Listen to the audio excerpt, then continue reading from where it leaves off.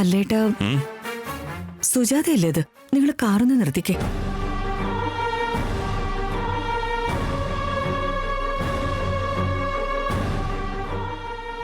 മോളെ സുജാത,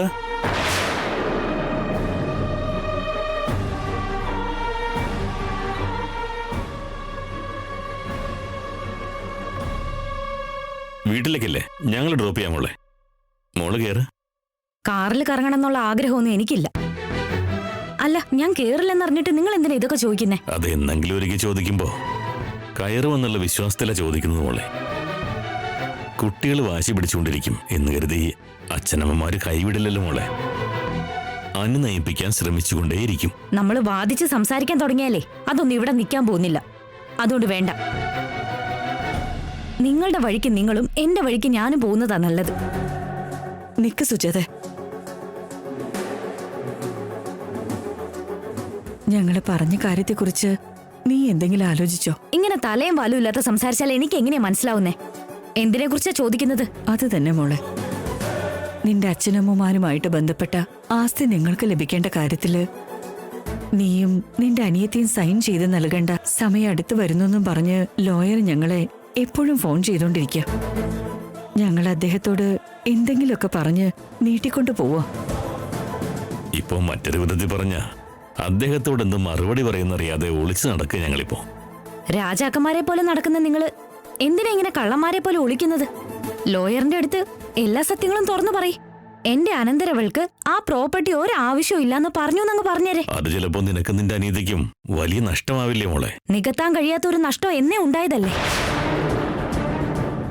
തിരിച്ചു വരാത്ത അച്ഛനെയും അമ്മയെക്കാളും വലുതല്ല മറ്റൊന്നും. ഈ കാര്യത്തെക്കുറിച്ച് നിന്റെ അനിയത്തിയോട് സംസാരിക്കാൻ മോൾക്ക് എന്തെങ്കിലും ബുദ്ധിമുട്ടുണ്ടെങ്കിൽ അവളോട് ഞങ്ങൾ സംസാരിക്കാം.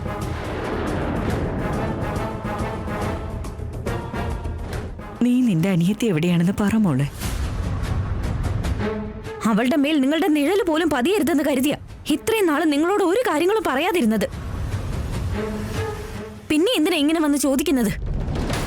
നിങ്ങൾ ഇനി എങ്ങനെയൊക്കെ അത് ചോദിച്ചാലും നിങ്ങളോട് ഒരു അക്ഷരം പോലും ഞാൻ പറയില്ല. നിഹാരിക ചിലപ്പോൾ പുറത്തേക്ക് പോയതായിരിക്കും. വികാസ് ചിലപ്പോൾ വീട്ടിൽ തന്നെ കാണും. ഇന്ന് എന്തായാലും എനിക്ക് വികാസിനോട് സംസാരിക്കണം. നമ്മൾ തമ്മിൽ രക്തബന്ധമോളെ. എന്നിട്ട് പോലും നീ നിന്റെ അനിയത്തെക്കുറിച്ച് ഞങ്ങളോട് പറയാൻ ഇഷ്ടം കാണിക്കുന്നില്ലെന്നുണ്ടെങ്കിൽ തീർച്ചയായും അതിന് ശക്തമായൊരു കാരണം ഉണ്ടായിരിക്കും. ഇത്രയും ദിവസം വീട്ടിലുള്ള എല്ലാവരും ഈ കാര്യത്തിൽ അവരുടെ സംശയങ്ങൾ വ്യക്തമാക്കിയപ്പോ ഞങ്ങള് അവര് പറഞ്ഞതൊന്നും കാര്യമാക്കിയില്ല. പക്ഷെ ഇപ്പോ ഞങ്ങൾക്കും സംശയം തോന്നുന്നുണ്ട്. പക്ഷെ അധികകാലം നിനക്കും ഇത് മറച്ചു വെക്കാനാവില്ല. എന്നെങ്കിലും ഒരു ദിവസം നിന്റെ അനിയത്തെക്കുറിച്ച് ഞങ്ങൾ അറിയാതിരിക്കില്ലല്ലോ. അങ്ങനെ അറിയുമ്പോ നോക്കാം നമുക്ക്. എന്റെ അനിയത്തി ആരാണെന്ന് നിങ്ങൾ അറിയുന്നതിന് മുമ്പ് എന്റെ അനിയത്തിക്ക് നല്ലത് സംഭവിച്ചാൽ മതി. എനിക്ക് അതിലും വലിയ സന്തോഷം വേറെയില്ല. അനിയത്തി വലിയ വീട്ടിലെ മരുമകളാന്ന് പറഞ്ഞു. അവൾക്ക് നല്ലത് സംഭവിച്ചാൽ മതിയെന്ന് പറഞ്ഞു. സുജാതയുടെ വാക്കുകളുടെ അർത്ഥം എന്താണെന്ന് എനിക്ക് മനസ്സിലാവുന്നില്ല ഏട്ടാ. സുജാത എത്ര വേണ്ടെന്ന് വെച്ചാലും സ്വന്തമാവേണ്ടത് ഏതെങ്കിലും വിധത്തിൽ സ്വന്തമാകും. നീ വാ.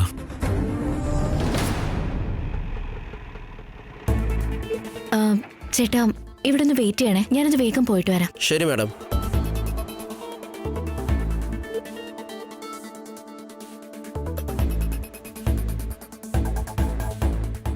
നിന്റെ മുഖത്തൊരു ഗ്ലോ കാണുന്നുണ്ടെങ്കിൽ എന്തോ ഗുഡ് ന്യൂസ് ആയിരിക്കും.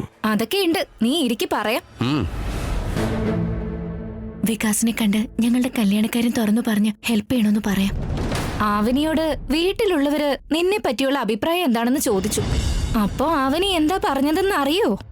വികാസിനെ കുറിച്ച് പറയാനാണെങ്കിൽ ഒരു നല്ല മനുഷ്യനാണ്. പെൺകുട്ടികളെ എങ്ങനെ റെസ്പെക്ട് ചെയ്യണമെന്നൊക്കെ അറിയാം. അദ്ദേഹത്തിന്റെ പെരുമാറ്റവും വളരെ മാന്യമായിരുന്നു. അദ്ദേഹത്തെ ഏതൊരു പെൺകുട്ടിയും ഇഷ്ടപ്പെടും. ആഹാ, നിന്നെ കുറിച്ച് ഇങ്ങനെ പറയണമെങ്കിൽ നീ നന്നായി അഭിനയിച്ചു കാണുമല്ലോ. സിനിമയിൽ ഒരു കൈ നോക്കിയാ നിനക്ക് നല്ല ഫ്യൂച്ചർ ഉണ്ടാവും വികാസ്. ഒന്ന് നിക്കളിയാ. നീ പറ നിഹാരിക. വികാസിന് ഞാൻ പറയുന്നത് മനസ്സിലാക്കാൻ കഴിയുന്നൊരു വിശ്വാസം എനിക്കുണ്ട്. ഒരു മനുഷ്യന്റെ പെരുമാറ്റം കണ്ട അയാളുടെ സ്വഭാവം എന്താണെന്നുള്ളത് നമുക്ക് മനസ്സിലാവും. എക്സാക്ട്ലി. നിന്റെ പെരുമാറ്റത്തില് ആവിനി ഇംപ്രസ്ഡ് ആയിട്ടുണ്ട്. സോ നീ ഇതുപോലെ ഇതേ ബിഹേവിയർ മെയിൻറ്റെയിൻ ചെയ്യ.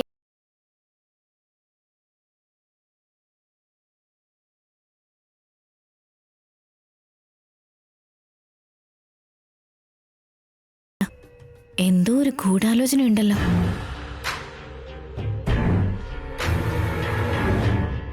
പ്രധാനമായിട്ടും എനിക്ക് വീണ്ടും വീണ്ടും നിന്നോട് പറയാനുള്ളത് ഒന്ന് മാത്രമാ. ആവിനിയായിട്ടുള്ള കല്യാണം നടക്കുന്നത് വരെ നിന്റെ തനി സ്വരൂപം ആവിനിയുടെ മുമ്പിലോ ആ ഫാമിലിയുടെ മുമ്പിലോ പുറത്ത് കാണിക്കരുത്. ഓക്കെ. പെണ്ണുങ്ങളുടെ കൂടെ കറങ്ങുന്ന സ്വഭാവവും കള്ളും സിഗരറ്റും ഒക്കെ നിനക്ക് ശീലമുള്ളതാണെന്നും വേദവതി അമ്മയെങ്ങാനും അറിഞ്ഞു കഴിഞ്ഞ കോമ്പൗണ്ടിൽ പോലും കാല് കുത്താൻ പറ്റില്ല.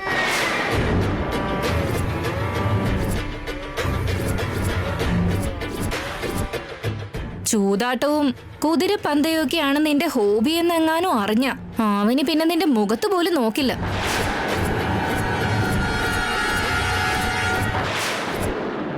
അവനിന്റെ അടുത്ത് മോൻ എന്താ പറഞ്ഞത്? പെൺകുട്ടികളെ ആരെയും പരിചയമില്ല, ശരിക്കും പെൺകുട്ടികളോട് എങ്ങനെയാണ് സംസാരിക്കേണ്ടത് പോലും അറിയില്ല എന്ന് പറഞ്ഞോ? പാവം, വികാസ് നല്ല മിടുക്കനാണെന്ന് അവള് കരുതി കാണും.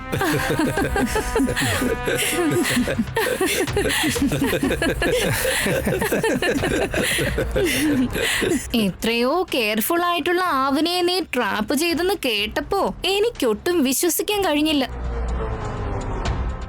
ശരിക്കും നിന്നെ കുറിച്ച് സ്നേഹം നിറഞ്ഞ വാക്കുകൾ കൊണ്ട് എന്തൊക്കെ പറഞ്ഞെന്ന് അറിയോ? ആ പഞ്ചാര വാക്ക് കേട്ട് എനിക്ക് പോലും നാണം തോന്നിപ്പോയി. നിനക്കില്ലാത്ത ശീലങ്ങൾ ഇല്ലെന്നും നീയൊരു വലിയ സൈക്കോ ആണെന്നും ആ ആവനി അറിഞ്ഞു കഴിഞ്ഞാ ഉടനെ പോയിട്ട് ആ വേദവതി അമ്മയുടെ അടുത്ത് പറഞ്ഞു കൊടുക്കും. അവരെങ്ങാനും ഇത് അറിഞ്ഞു കഴിഞ്ഞാ ദുർഗാദേവിയുടെ അവതാരം എടുത്ത് പറന്നു വരും. തൃശൂലം എടുത്തുകൊണ്ട് വന്ന് നിന്റെ നെഞ്ചി കയറി താണ്ഡവമാടി ആ തൃശൂല് നിന്റെ നെഞ്ചി കുത്തിക്കയറ്റും. കാര്യങ്ങളൊക്കെ ഞാൻ വിശദമായിട്ട് പറഞ്ഞിട്ടുണ്ട്. ഉറങ്ങുമ്പോ പോലും ഈ കാര്യങ്ങളൊക്കെ ഓർത്ത് വച്ചാ നിനക്ക് നല്ലത്. ഷുവർ. അവനിയെ സ്വന്തമാക്കാൻ വേണ്ടി ഇന്നലത്തെ പോലെ രാമന്റെ അവതാര പുരുഷനായി അഭിനയിച്ചോളാം. You don't worry. ഒരു വശത്ത് നീ അഭിനയിക്കുന്നു, മറുവശത്ത് നീയും അഭിനയിക്കുന്നു. നിങ്ങൾക്ക് വേണ്ടി ഞങ്ങളും അഭിനയിക്കുന്നു. ജീവിതം എന്നാൽ ഒരു നാടകം. നമ്മൾ അതിലെ കഥാപാത്രങ്ങളാണെന്ന് പണ്ടേതോ കവി പറഞ്ഞ പോലെ നമ്മുടെ വീട് ഒരു നാടകവേദിയായിട്ടുണ്ട്. ഈ നാടകമെല്ലാം പുറത്തറിയുന്ന ഒരു ദിവസം നമ്മുടെ എല്ലാം അവസ്ഥ എന്താകും? ചേട്ടാ, നിങ്ങൾ ഇങ്ങനെ നെഗറ്റീവ് പറയല്ലേ. ചെയ്യുന്നതോ നെഗറ്റീവ് കാര്യങ്ങൾ. എന്നാ പിന്നെ നെഗറ്റീവായിട്ട് പറയാതിരിക്കുവോ? അവന് വീട്ടിലുണ്ടോ? ആ ഉണ്ട്. എന്നാ ഞാനൊരു സമയം നോക്കി വീട്ടിലേക്ക് വരാം. എന്റെ കാര്യത്തിലെ തീരുമാനം എന്താണെന്ന് ചോദിക്കാം.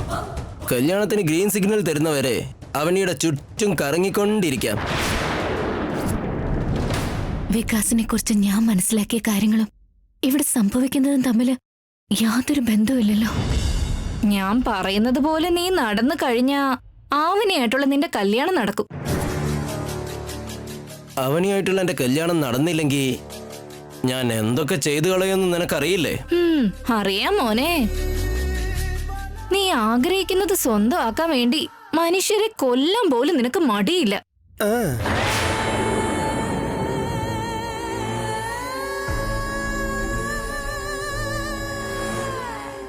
ഇവൻ ഇത്ര വലിയ ദുഷ്ടനാണെന്ന് ഞാൻ പ്രതീക്ഷിച്ചില്ല. ശ്രീകരേട്ടനിൽ നിന്നും എന്നെ അകറ്റാൻ വേണ്ടി നിഹാരിക്ക് എന്നെ ഒരു രാക്ഷസനെ കൊണ്ട് കല്യാണം കഴിപ്പിക്കാൻ വേണ്ടി പ്ലാൻ ചെയ്തതാ.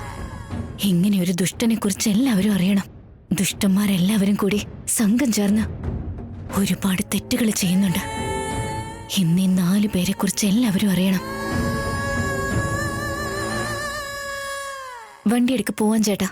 Okay madam. ശരി ശരി, ഞാൻ പോവാൻ നോക്കട്ടെ. ബൈ. Bye bye. ബൈ.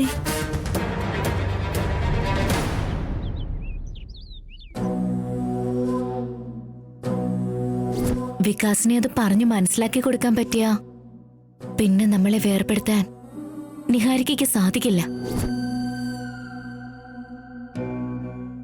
ചുമക്കേണ്ട ഭാരം മുഴുവനും അവനെ ചുമക്കുന്നേ.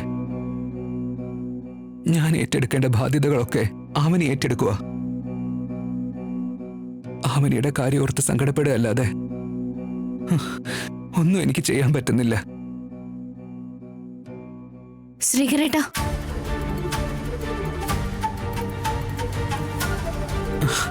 അവനി, ഞാൻ തന്റെ കൂടെ വരണമെന്ന് വെച്ചായിരുന്നടോ. ശരിക്കും തന്നെ ഒറ്റയ്ക്ക് വിടാതെ ഞാൻ തന്നെ പോയി വികാസിനോട് സംസാരിച്ച അതാ ശരിയെന്ന് തോന്നി. വികാസിനെ താൻ കണ്ടിരുന്നോ? വികാസിനോട് നമ്മുടെ കല്യാണക്കാര്യം പറഞ്ഞോ? നമ്മൾ ആഗ്രഹിച്ചതുപോലെ എന്തെങ്കിലും എപ്പോഴെങ്കിലും സംഭവിച്ചിട്ടുണ്ടോ? അങ്ങനെ സംഭവിച്ചിരുന്നെങ്കിൽ നമ്മുടെയൊക്കെ ജീവിതം ഇങ്ങനെ ആകുമായിരുന്നോ? എന്താടോ ഉണ്ടായത്? വികാസിനോട് ഇത് പറഞ്ഞപ്പോ അവ മോശമായിട്ട് പെരുമാറിയോ? ഹെൽപ്പ് ചെയ്യില്ല, വീട്ടിലെല്ലാരോടും പറയൂന്ന് പറഞ്ഞോ? ശരിക്കും പറയാനുള്ളൊരു അവസരം പോലും എനിക്ക് ലഭിച്ചില്ല. ഞാൻ എന്റെ മനസ്സിൽ കണ്ടു പോയതിന്റെ വിപരീതം അവിടെ സംഭവിച്ചത്. എന്തുപറ്റി? ഞാൻ ആ വീട്ടിലേക്ക് കയറി ചെല്ലുന്ന സമയത്ത് അവിടെ എല്ലാവരും ഒരു മീറ്റിംഗ് നടത്തിക്കൊണ്ടിരിക്കുകയായിരുന്നു. അവരുടെ സംസാരമൊക്കെ കേട്ടപ്പോ എനിക്ക് വികാസിന്റെ സ്വഭാവം എന്താണെന്ന് മനസ്സിലായി. പെണ്ണുങ്ങളുടെ കൂടെ കറങ്ങുന്ന സ്വഭാവവും കള്ളും സിഗരറ്റും ഒക്കെ നിനക്ക് ശീലമുള്ളതാണെന്നും വേദവതി അമ്മയെങ്ങാനും അറിഞ്ഞുകഴിഞ്ഞ കോമ്പൗണ്ടിൽ പോലും കാല് കുത്താൻ പറ്റില്ല. ചൂതാട്ടവും കുതിരപ്പന്തയൊക്കെയാണ് നിന്റെ ഹോബി എന്നെങ്ങാനും അറിഞ്ഞ അവന് പിന്നെ നിന്റെ മുഖത്ത് പോലും നോക്കില്ല. അപ്പോ അവൻ പെൺകുട്ടികളുടെ മുന്നില് നല്ല പിള്ള ചമയായിരുന്നു അല്ലേ? അതെ ഏട്ടാ, അവനെ കണ്ടപ്പോ അവൻ വളരെ നല്ലൊരാളായിട്ട് എനിക്ക് തോന്നിയത്. അവന്റെ വാക്കും പെരുമാറ്റവും കണ്ട് ഞാൻ വഞ്ചിക്കപ്പെട്ടു. അവൻ ആട്ടും തൊലിട്ടൊരു ചെന്നായാണ് ഏട്ടാ. അവൻ സത്യസന്ധനോ സൽസ്വഭാവിയോ അല്ല, ഒരു നീച രാക്ഷസനാണ്. അബദ്ധത്തിലെങ്ങാണ് നമ്മൾ അവനോട് സത്യങ്ങൾ പറഞ്ഞിരുന്നെങ്കിൽ അത് വലിയ പ്രശ്നമാകുമായിരുന്നു. അവനെക്കുറിച്ചുള്ള സത്യങ്ങൾ തിരിച്ചറിയാൻ വേണ്ടിയാകും ചേച്ചിയുടെ വെച്ച് എനിക്ക് അവനോട് സത്യം പറയാനുള്ള അവസരം ലഭിക്കാതിരുന്നത്. ഇനി നമ്മൾ എന്ത് ചെയ്യും ഏട്ടാ? അങ്ങനെ ഒരാളാണെന്ന് തിരിച്ചറിഞ്ഞാ പിന്നെ ഇനി ഒന്നും ആലോചിക്കാനില്ല. ഉടനെ തന്നെ എല്ലാം അമ്മയോട് ചെന്ന് പറയണം. അമ്മ അവനോട് ക്ഷമിക്കില്ല. അങ്ങനെ ഒരുത്തനുമായിട്ടുള്ള കല്യാണാലോചന കൊണ്ടുവന്നതിന് ആ നിഹാരികയും വെറുതെ വിടില്ല. സത്യങ്ങളെല്ലാം നേരിട്ട് കണ്ടതിന് ശേഷം എല്ലാം തുറന്നു പറയണമെന്ന് തന്നെയായിട്ടാ എനിക്കും തോന്നിയത്. എന്നിരുന്നാലും നമ്മളെന്തോ തിരക്ക് കാണിക്കുകയാണോന്ന് എനിക്ക് തോന്നുന്നത് ഏട്ടാ. ഇല്ല അവനെ, സത്യം പറയാ ഇത് തന്നെ പറ്റിയ സമയം. വികാസിന്റെ കാര്യങ്ങൾ പുറത്തറിഞ്ഞാ പിന്നെ കല്യാണം ഒഴിവാക്കി കളയെന്ന് മാത്രമല്ല, നിഹാരികയെ പറ്റിയോ അവരൊന്ന് ആലോചിച്ചോളും. അതുമാത്രമല്ല, നിഹാരിക പറയുന്നതൊന്നും അവർ വിശ്വസിക്കാതെ വന്നോളും. താൻ നടക്ക്.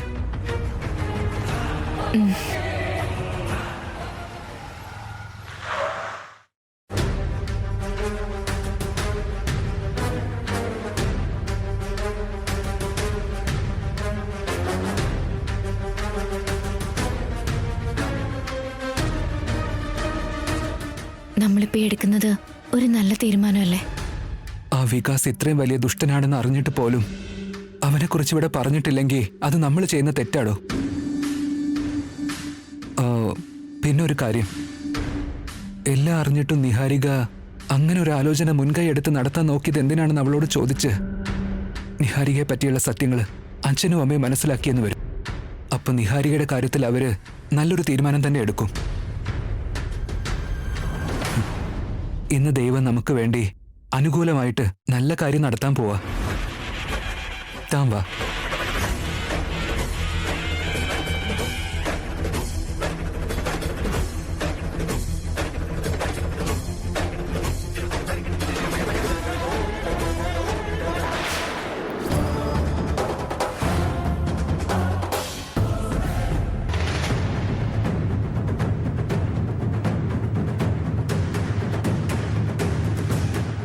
ചേച്ചി, കോഫിയൊക്കെ കുടിച്ചു കഴിഞ്ഞില്ലേ? ഇനി കാര്യം പറയുന്നുണ്ടോ അല്ലെങ്കിൽ ടിഫിനും കൂടെ കഴിച്ചിട്ടാണോ പറയുന്നത്? എന്റെ ആളിയാണെങ്കിൽ ഇടയ്ക്കൊരു തമാശ പറഞ്ഞോണ്ടിരിക്കും. നിങ്ങളത് കാര്യമാക്കണ്ട കേട്ടോ. വരുമ്പോഴല്ല എന്തെങ്കിലും ഒരു രഹസ്യം ഒളിപ്പിച്ചാണല്ലോ വരാറ്. ഞങ്ങളുടെ അടുത്ത് എന്തിനാ ഈ മടി കാണിക്കുന്നത്? പറഞ്ഞോളൂ. അത് അത്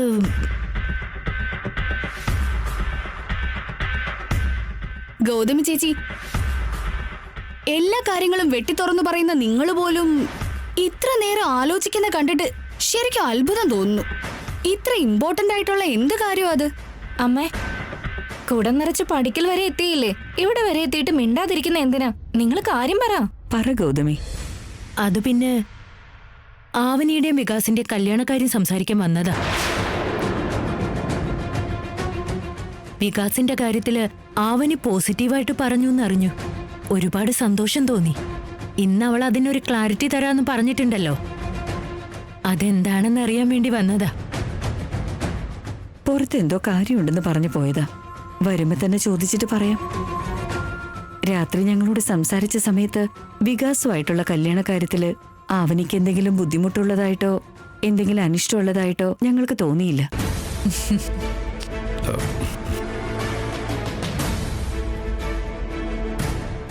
അതെന്നെ, ആവനി ഉറപ്പായിട്ടൊരു ശുഭവാർത്ത അറിയിക്കും. ഇനി എന്തെങ്കിലും സംശയം ഉണ്ടെങ്കിൽ ഇപ്പൊ തന്നെ ചോദിച്ചോ ചേച്ചി. മറച്ചു വെച്ച് വെറുതെ വിഷമിക്കുന്നത് എന്തിനാ? എനിക്കൊരു സംശയം ഉണ്ടായിരുന്നു.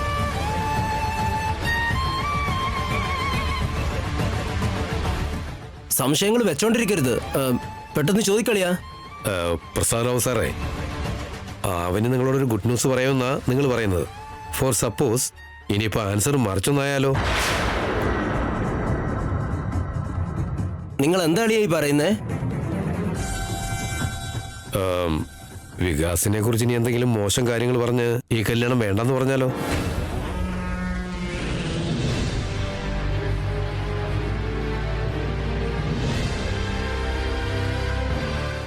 അങ്ങനെയൊക്കെ പറയുന്നത് എന്തിനാ? ഈ സംശയത്തിനൊരു അർത്ഥവും ഇല്ല. നിങ്ങളുടെ ചോദ്യത്തിനൊരു വിലയുമില്ല. ഞങ്ങൾക്ക് അങ്ങനെ ഒരു പേടിയുണ്ട് വേദവതിയമ്മേ. പുറത്തെല്ലാരും ആവനിക്ക് ശ്രീകരനോട് ഇൻട്രസ്റ്റ് ഉണ്ടെന്നാ കരുതുന്നത്. അതുകൊണ്ട് ആവനി ഇങ്ങനെ പറയാനുള്ള ഒരു സാധ്യത അവിടെ ഉണ്ടല്ലോ.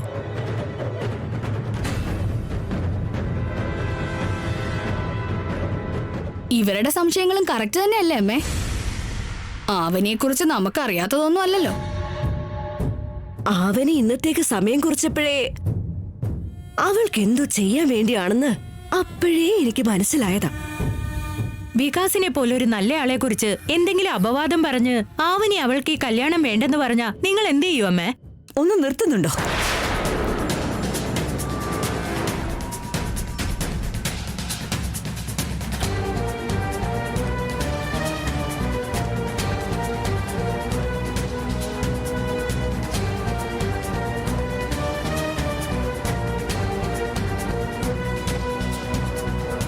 അവരെല്ലാവരും ചോദിച്ചതില് എന്ത് തെറ്റുണ്ടായിട്ടാ അമ്മ ഇത്രയ്ക്ക് സീരിയസ് ആവുന്നത്?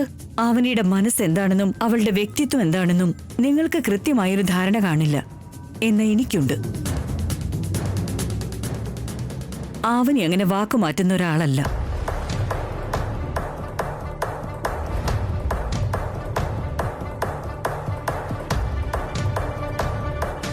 ഇനി മേലാക്ക് ഇങ്ങനെ സംസാരിക്കരുത്. നോക്ക് വേദവതിയമ്മേ, ഞാൻ ദുബായിൽ സെറ്റിൽഡ് ആണെങ്കിലും സിഗരറ്റോ മദ്യമോ സ്ത്രീകളുമായി അടുത്തിടപഴകാനോ ഇതുവരെ പോയിട്ടില്ല.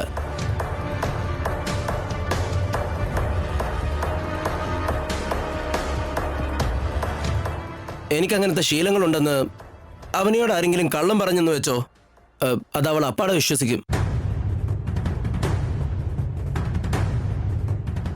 സത്യം ഒരടി മുന്നോട്ട് പോകുമ്പോഴേക്ക് കള്ളം 100 അടി മുന്നോട്ട് പോകുമെന്ന് നിങ്ങൾക്കറിയാത്തതല്ലോ. സത്യത്തെക്കാൾ കള്ളമാണ് എല്ലാവരും പെട്ടെന്ന് വിശ്വസിക്കുക. അഥവാ അവനി നിങ്ങളെ വന്നു കണ്ട് ആൻറ്റി ഈ വികാസിന് എല്ലാ ദുശീലങ്ങളും ഉണ്ടെന്ന് ഞാൻ അറിഞ്ഞു എന്ന് പറഞ്ഞെന്ന് വെച്ചോ, പാവം നിങ്ങളും അത് വിശ്വസിക്കില്ലേ? നമ്മൾ എന്തൊക്കെയോ പ്രതീക്ഷിച്ചു വന്നപ്പോ ഇവിടെ നടക്കുന്ന വേറെന്തൊക്കെയോ. ഞാൻ നിങ്ങളെ വന്ന് കണ്ട് കാര്യം പറഞ്ഞ് വീട്ടിൽ തിരിച്ചെത്തിയപ്പോഴേക്കും ഇവര് വന്ന് ഈ ടോപ്പിക്ക് സ്റ്റാർട്ട് ചെയ്തത് എന്തിനായിരിക്കും? അതെനിക്ക് മനസ്സിലാവുന്നില്ല. ദയവ് ചെയ്ത് ആരും ഇങ്ങനെയൊന്നും ചിന്തിക്കരുത്.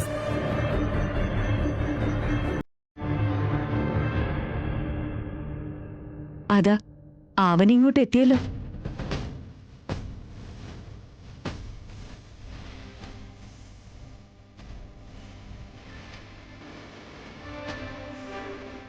അവനീ വാ മോളെ.